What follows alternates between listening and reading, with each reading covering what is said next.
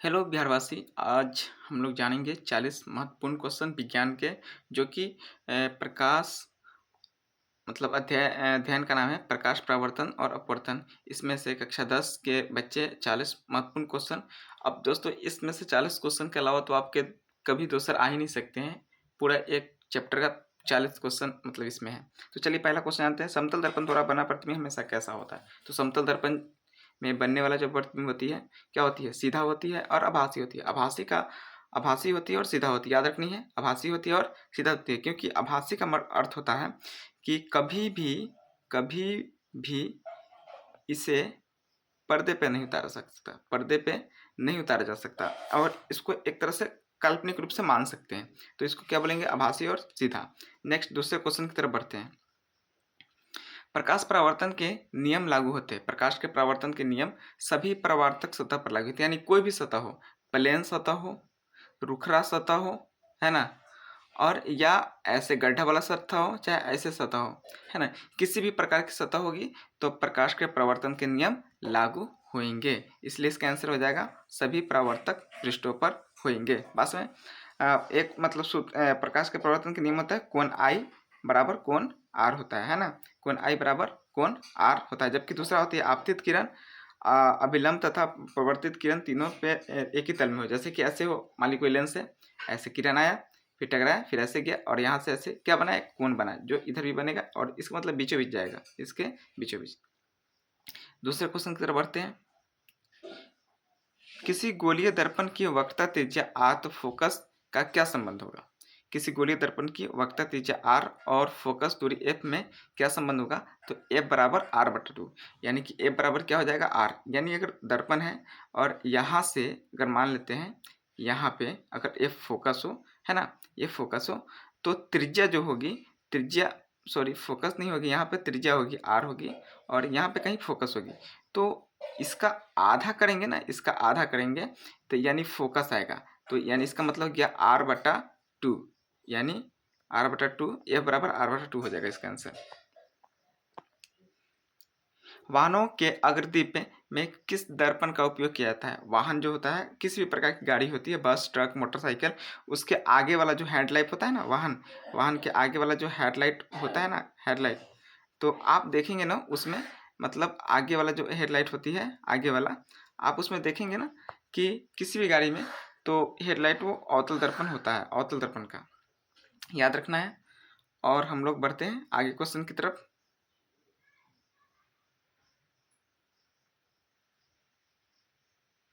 उत्तल दर्पण द्वारा बना प्रतिबिंब हमेशा कैसा होता है? तो उत्तल दर्पण द्वारा बना प्रतिबिंब आभासी और छोटा होता है, यानी कि समतल दर्पण में आभासी और सीधा, और इसमें आभासी और क्या होता है? छोटा। हमेशा छोटा बनेगा। जब भी अगर फोटो अगर मान लेते हैं यह पेड़ है, जैसे कि यह क्या हो गया? पेड़ हो गया, है ना, और यहाँ पे अगर मान लेते हैं दर्पण है, यहाँ पे क्या है?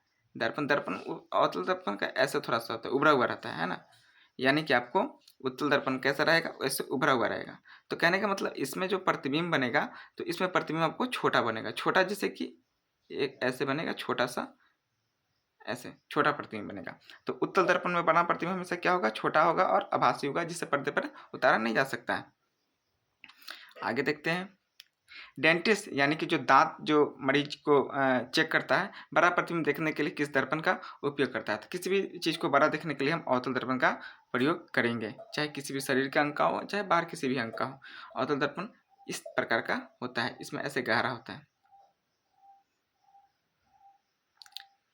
नई कार्तीय चिन्ह परिपाटी के अनुसार दर्पण के सामने रखे बिंदु की दूरी हमेशा ली जाती है, यानी कि चिन्ह परिपाटी जो होती है ना, चिन्ह परिपाटी, तो उसके अनुसार दर्पण के सामने रखी बिंदु हमेशा ली जाती है ऋणात्मक रूप से। क्या ली जाती है? ऋणात्मक के रूप से। सौर भट्टियों यानी कि सौर प्लेट जो होती है ना, मतलब जैसे कि सूरज की रोशनी से जो भट्टी चलती है, जो आग जलाया जाता है, सूर्य के प्रकाश को केंद्रित करने के लिए बड़े आकार का किस दर्पण का उपयोग किया जाता है? यानी कि सूर्य को एक ही जगह पे केंद्रित किया जाए, उसके लिए हम लोग अवतल दर्पण का प्रयोग करेंगे। अब कैसे? अब मान लेते हैं ऐसे है, अगर कोई भी आएगा किरण, तो ये गड्ढा है ना, तो ये क्या होता है ना कि अगर ऐसे भी आए, ऐसे भी आए, ऐसे भी आए, ऐसे भी आए, तो ये सभी टकरा के एक ही बिंदु पर क्या होंगे? मिलेंगे, एक ही बिंदु पर मिलेंगे, इसीलिए सौरभट्टी में हम लोग अवतल दर्पण का प्रयोग करते हैं। यदि किसी गोलीय दर्पण का प्रवर्तक पृष्ठ अंदर की ओर धंसा हुआ हो तो उसे क्या कहते हैं? तो अवतल दर्पण कहते हैं। जैसे कि अभी मैंने भी बताया, ये धंसा हुआ है अंदर की तरफ में, गोलीय दर्पण भी इसको बोल सकते हैं, अवतल दर्पण भी कहते हैं। आगे, दर्पण सूत्र में प्रतिबिंब की दूरी भी, वस्तु की दूरी u और फोकस की दूरी f का सही संबंध किससे है? तो दोस्तों इसका आंसर ये हो जाएगा, यानी कि 1/f बराबर 1/v प्लस 1/u, यही होता है दर्पण का वास्तविक सूत्र।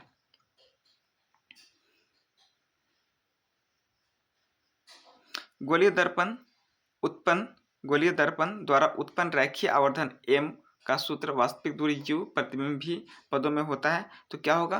तो ये हो जाएगा गोलीय दर्पण का, ये हो जाएगा क्या? तो m बराबर माइनस v बटा u हो जाएगा, m बराबर माइनस v। क्यों होगा? क्योंकि इसका जो होता है ना, ये ऋणात्मक रूप में आएगा, क्योंकि ये क्या बनती है? वास्तविक और उल्टा बनती है प्रतिबिंब। गोलीय दर्पण में वास्तविक और उल्टा प्रतिबिंब बनती है कब? जब अवतल हो तब, है ना। आगे देखते हैं, किसी वस्तु को अवतल दर्पण वक्रता केंद्र पर रखने पर प्रतिबिंब कहाँ बनेगा? किसी वस्तु को अवतल दर्पण यह है ना, और मान लेते हैं इसका वक्रता केंद्र यह हो जाएगा। अवतल दर्पण और वक्रता केंद्र पर रखे वाला प्रतिबिंब कहाँ बनेगा? तो वक्रता केंद्र पर ही बनेगा। इसका क्या बनेगा? फोटो वक्रता केंद्र पर ही बनेगा। जब प्रकाश की किरणें किसी समतल दर्पण पर 90 डिग्री पर आपतित होती है तो परावर्तन कोण का मान क्या होगा? तो 0 डिग्री होगा। अगर अब सीधा आएगा तो वह क्या होगा? सीधा ही लौट जाएगा, क्योंकि ऐसे अगर ऐसे आए तब ऐसे लौटेगा, है ना। चाहे ऐसे जाए तो ऐसे लौटेगा, पर सॉरी मतलब थोड़ा तिरछा जाता तो उसका 0 डिग्री हो जाएगा। 90 डिग्री पर आएगा तो क्या होगा? उसको 0 डिग्री हो जाएगा। आगे देखते हैं, एक उत्तल दर्पण की फोकस दूरी हमेशा होती है, उत्तल दर्पण की धनात्मक होती है फोकस दूरी। समतल दर्पण के सामने 10 सेमी की दूरी पर रखी वस्तु दर्पण के प्रतिबिंब की दूरी क्या होगी? समतल दर्पण पर अगर 10 सेंटीमीटर में कोई वस्तु की रखी गई है तो उसकी दूरी 10 सेंटीमीटर में बनेगी, क्योंकि समतल दर्पण में कोई चेंजिंग या कोई परिवर्तन नहीं होता है। जैसा अगर आप रहिएगा समतल दर्पण के सामने खड़ा होइएगा, आपका वैसा ही फोटो उसी जगह पे दिखेगा। जैसे आप पीछे जाइएगा तो उसके अंदर में भी देखेंगे ना, दर्पण में आपको पीछे भी जाते हुए महसूस होता है। सर्च लाइट के प्रवर्तक सतह की प्रकृति कैसी होती है? सर्च जब हम खोजते हैं किसी भी चीज को तो उसकी प्रवर्तक सतह अवतल होती है। यदि किसी दर्पण द्वारा बने प्रतिबिंब की आकार हमेशा वस्तु के आकार के बराबर हो तो वह क्या कहलाएगी? तो वह समतल दर्पण कहलाएगी। जब भी अगर किसी फोटो का मतलब किसी दर्पण में उतना ही बड़ी आकृति बने तब हम समझ जाएंगे कि वह समतल दर्पण है।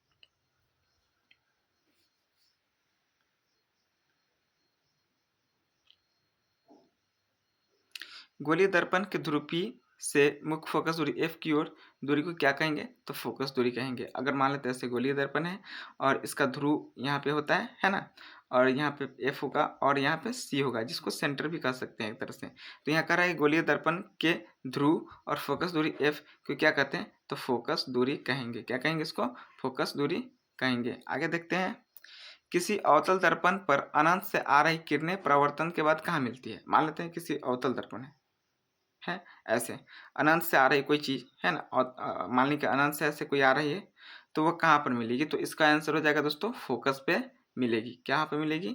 फोकस पे मिलेगी। कांच के समतल स्लैब या खिड़की के कांच के आवर्धन कितना होता है? यानी कांच के समतल स्लैब या खिड़की के कांच का आवर्धन कितना होगा? तो प्लस होगा। क्यों प्लस होगा? क्योंकि वो एकदम समतल जैसा होता है। ये एकदम क्या होती है? समतल जैसा, नहीं उसके ऊपर में उभरी भाग होती है और नहीं उसके नीचे में धंसी हुई भाग होती है, इसलिए इसका क्या हो जाएगा? आवर्धन प्लस में हो जाएगा। प्रकाश की किरण जब विरल माध्यम जैसे हवा सघन माध्यम में जाती है तो वह अभिलंब की ओर झुक जाती है। जैसे कि मान लेते हैं ये कांच की प्लेट है और ये अगर मान लेते हैं कोई किरण आ रही है, ऐसे आ रही है, कोई किरण आ रही है, तो ये क्या होगी ना, थोड़ा सा ऐसे झुक जाएगी, मतलब जाना तो ऐसे चाहिए इसको, है ना, मतलब थोड़ा सा ऐसे झुक जाती है, तो वो मतलब उसकी जो स्पीड रहती है ना, वो उसको रुकावट मिलता है, तो रुकावट मिलता है तो थोड़ा सा पीछे की तरफ मतलब अपने आप की झुक जाती है। प्रकाश के अपवर्तन का दूसरा नियम, जिसे स्नेल के नियम भी कहा जाता है, गणितीय रूप से क्या कहते हैं, तो साइन आई बटा साइन आर बराबर क्या होता है, नियतांक होता है, यानी कि साइन आई बटा साइन आर, है ना, बराबर कांस्टेंट हो जाएगा, यही सूत्र होता है। पानी का अपवर्तनांक, यानी कि पानी जो होती है उसकी अपवर्तनांक कितनी होगी, तो 1.3, ये सब याद रखने की चीज़ है दोस्तों, को याद रखना पड़ेगा।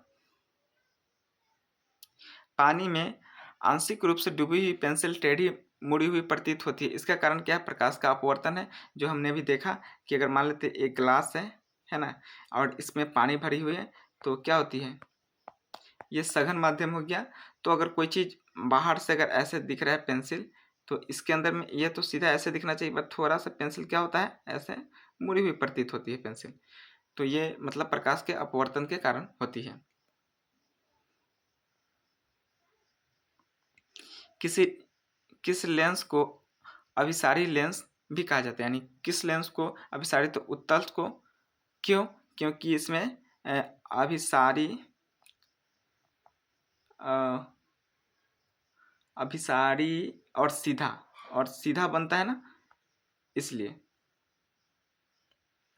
लेंस सूत्र निम्नलिखित में से कौन सा हो जाएगा, तो यही आंसर हो जाएगा 1/f बराबर 1/v माइनस 1/u। दर्पण में प्लस होता है और लेंस में क्या हो जाएगा आपका माइनस।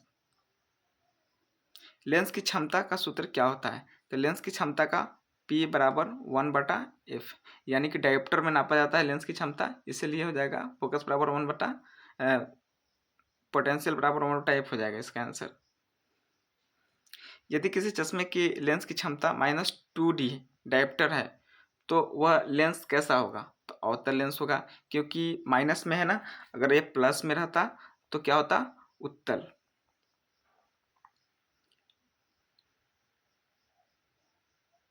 लेंस का प्रकाशिक केंद्र क्या कहलाता है, तो लेंस की केंद्रीय बिंदु जहाँ से किरण बिना मुड़े सीधा निकल जाती है, यानी लेंस का केंद्रीय बिंदु जहाँ से किरण बिना मुड़े क्या होती है, सीधा निकल जाती है, लेंस का प्रकाशिक केंद्र कहलाता है। कांच का अपवर्तनांक किस रंग के प्रकाश के लिए सबसे अधिक होता है, यानी कांच का जो अपवर्तनांक होती है किस रंगों के प्रकाश के लिए सबसे ज़्यादा अधिक होती है, यानी कि ये काम करती है बैंगनी के लिए। आप देखते हैं ना, जैसे कि फ्रिज में होती है ना, उसमें अगर ये सूरज की रोशनी ऐसे पड़ती है, तो क्या होती है, थोड़ा सा ऐसे झुक जाती है ना, तो नीचे से कहते हैं बैजानी हापी नाला, तो बैंगनी देख रहे हैं ना, बैंगनी को ज़्यादा इफेक्ट पड़ता है, तो इसलिए इसका आंसर क्या हो जाएगा, कांच के अपवर्तनांक किस रंगों के लिए सबसे ज़्यादा अपवर्तनांक प्रकाश के लिए सबसे ज़्यादा देते हैं, बैंगनी को याद रखिएगा। एक लेंस की अपवर्धन क्षमता एम का सूत्र लेंस के लिए क्या हो सकता है, तो एम बराबर आवर्धन बराबर प्रतिबिंब बटा क्या होती है, लेंस में जो वस्तु की दूरी। किसी पतले लेंस की दोनों वक्रता त्रिज्या समान हो, पतले लेंस की वक्रता त्रिज्या क्या होती है, समान होती है, तो उसे दुगने फोकस पर फोकसित करने दुगने फोकस उसके दोनों मुख्य फोकस की दूरी प्रकाशित केंद्र से होगी, क्या होगी, बराबर होगी। अब इस एक्चुअली बात कर रही है कि पतले लेंस की दोनों वक्रता त्रिज्या समान हो, वक्रता त्रिज्या क्या होती है, समान होती है, तो दोनों का मुख्य फोकस केंद्र क्या होगी, हाँ तो बराबर होगी, जब दोनों का वक्रता त्रिज्या अगर समान है तो क्या होगी, उसकी फोकस क्या भी क्या होती है, दोनों का बराबर हो जाएगा।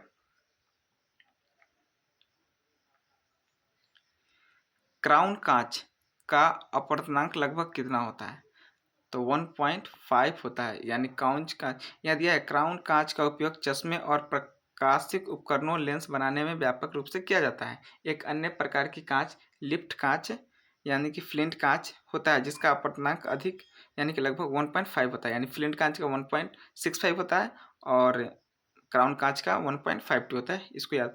विशेष तथ्य दोस्तों हम इसको नहीं पढ़ रहे क्योंकि वीडियो लंबी हो जाएगी, और आप इसे वीडियो को रोककर सभी चीज़ को तथ्य को पढ़ सकते हैं। यदि किसी उत्तल लेंस की फोकस दूरी 25 सेंटीमीटर है, उत्तल लेंस की फोकस दूरी 25 सेंटीमीटर है, तो उसकी क्षमता क्या होगी? तो उसकी क्षमता क्या होगी? बात उत्तल लेंस की हो रही है, बात उत्तल लेंस की हो रही है, दूरी 25 सेंटीमीटर है, यानी प्लस में ही आंसर आएगा। तो इसका हो जाएगा 4 डायोप्टर। क्या हो गया? 4 डायोप्टर।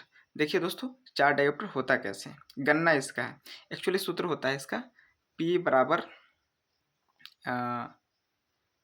फोकस दूरी है ना, P बराबर V बटा U है ना, P बराबर V बटा U।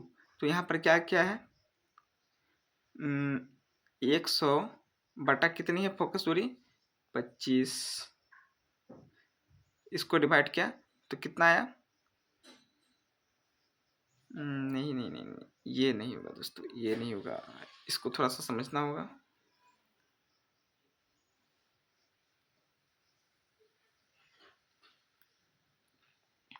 चलिए थोड़ा सा आगे बढ़ते हैं, फिर उसको बाद में देखेंगे। निम्नलिखित में से कौन सा पदार्थ लेंस बनाने के लिए प्रयुक्त नहीं होता है? तो इसका आंसर मिट्टी हो जाएगा, मिट्टी से तो लेंस बनेगा ही नहीं।